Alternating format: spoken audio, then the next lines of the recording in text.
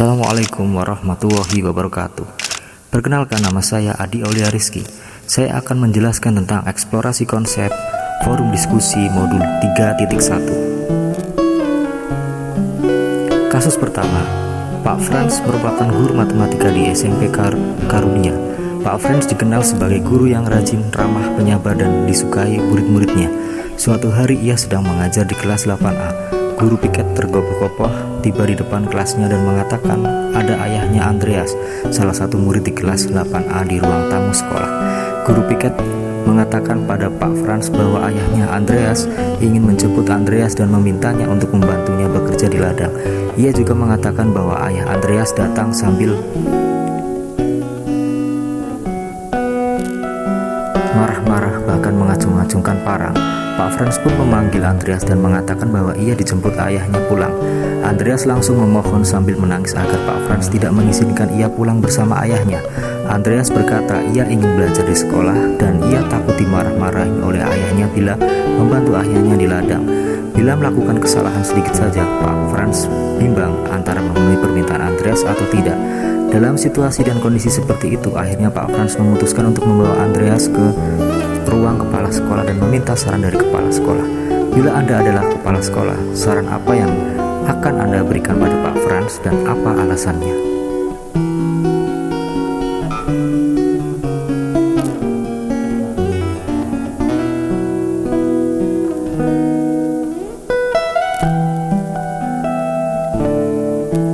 Tujuan pembelajaran khusus, CGP mampu menganalisis pengambilan keputusan berdasarkan 4 paradigma, 3 prinsip, serta 9 langkah pengambilan dan pengujian keputusan dalam studi kasus yang mereka dapatkan dan memberi tanggapan pada studi kasus CGP lainnya dan bersikap reflektif, kritis, dan kreatif dalam proses tersebut.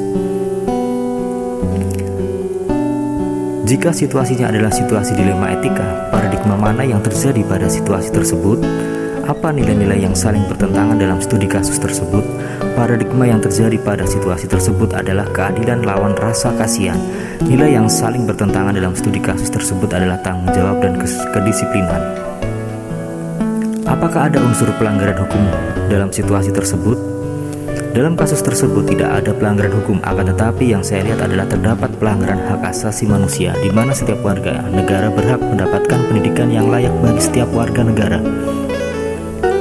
Apakah ada pelanggaran peraturan kode etik profesi dalam kasus tersebut?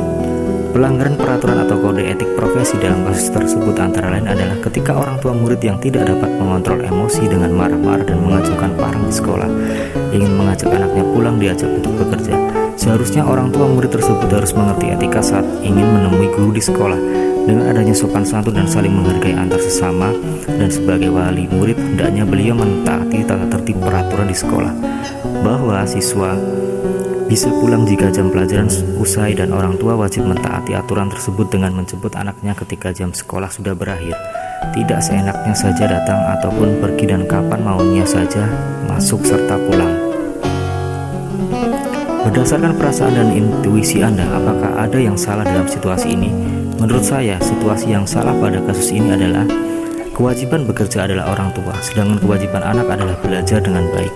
Etika dalam menjemput siswa adalah saat jam pelajaran telah usai. Saat bertemu dengan guru, bersikaplah sopan dan menghargai serta menghormati guru. Apa yang Anda rasakan bila keputusan Anda dipublikasikan di media cetak atau elektronik atau menjadi viral di media sosial? Apakah Anda merasa nyaman? Jika keputusan saya kemudian viral di media sosial dan terpublikasi dengan luas tanpa persetujuan saya bisa menuntut balik yang bisa menyebarkan itu jika dengan niat yang tidak sehat. Tapi jika dokumentasi itu tersebar dan dengan stigma positif, saya biasa-biasa saja karena keputusan yang saya ambil juga memiliki latar belakang yang baik. Saya dapat menjelaskannya dengan baik, bahkan dengan konvensi pers pun sekalipun.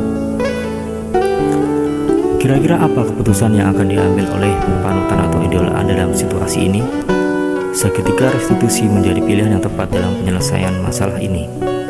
Apakah ada sebuah penyelesaian yang kreatif dan tidak terpikir sebelumnya untuk menyelesaikan masalah ini? Saya berpikir jika teknik kucing dapat diterapkan dalam penyelesaian masalah ini dan ini cukup menarik. Apa keputusan yang Anda ambil?